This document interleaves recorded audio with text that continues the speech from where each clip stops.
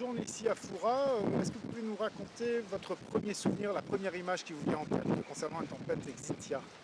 L'image qui me vient spontanément à l'esprit, c'est ici même, au port Nord, l'eau qui monte progressivement, mais sûrement, et qui, petit à petit, envahit tout le quartier du port Nord, avec évidemment tout ce que ça représente en termes de peur et quasiment même de violence, parce que peu de temps après, c'est la houle qui a pris le relais sur la montée des eaux.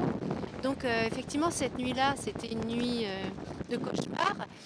Même si on avait pris la précaution d'aller alerter chaque habitant du quartier et de la fumée, il n'en demeure pas moins que on a dû évacuer des personnes qui étaient restées chez elles et qui, au beau milieu de la nuit, se sont retrouvées avec 80-90 cm d'eau chez elles.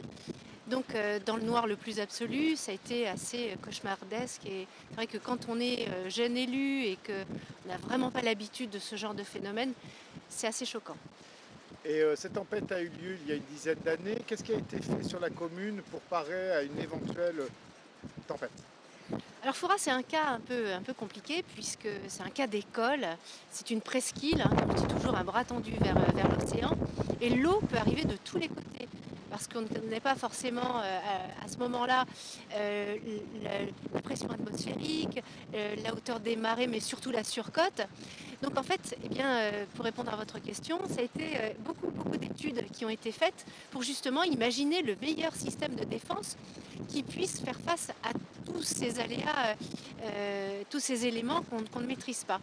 Donc c'est effectivement 8 bonnes années d'études avant qu'on puisse voir être réalisé ce que vous avez autour de nous, c'est-à-dire un système d'enrochement, de défense qui tiennent le coup, qui tiennent le choc contre justement la force et parfois la colère de la mer.